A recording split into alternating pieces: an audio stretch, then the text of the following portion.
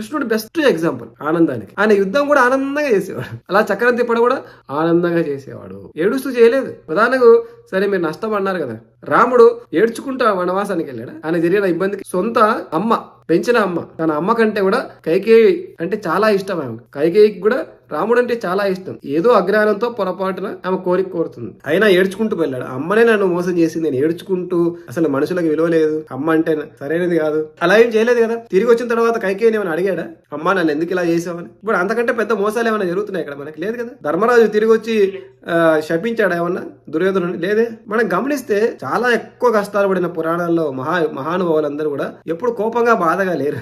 వాళ్ళు ఒక live example గా ఉన్నారు. ఎలాంటి పరిస్థితుల్లోనూ కూడా వాళ్ళ ఆత్మవిశ్వాసాన్ని, వాళ్ళ ఆనందాన్ని వాళ్ళు వదులుకోలేదు. అడవిలో కూడా ఆనందంగా జీవించారు. మన ఇంట్లోనే చిన్న చిన్నవి మనకున్నాయి. రాముడికున్న సమస్యలు మనకేమీ లేవు, సీతకున్న సమస్యలు మనకేమీ లేవు, ధర్మరాజుకు ద్రౌపదికి ఉన్న ప్రాబ్లమ్స్ మనకేమీ లేవు. చాలా చిన్న సామాజిక సమస్యలు, చాలా చిన్న, పెద్ద పెద్ద అనుకోండి వదిలేద్దాం, బాధపడదాం. చిన్న చిన్న వాటికి కూడా ప్రతి నిమిషం ఎవడో నవ్వాడు, చెట్టు బాగలేదు, ఆఫీస్ బాగలేదు, ఇల్లు బాగలేదు, జుట్టు బాగలేదు, ఇలా ప్రతి చిన్నదాన్ని మనం మనసులో వేసుకొని బాధపడాల్సిన అవసరం ఏముంది? ప్రతి చిన్నది లోపల వేసుకుంటూ బాధపడుతూ పోతే మొత్తానికి మనం జీవితకాలం బాధపడుతూనే ఉంటాం ప్రతి దానికి.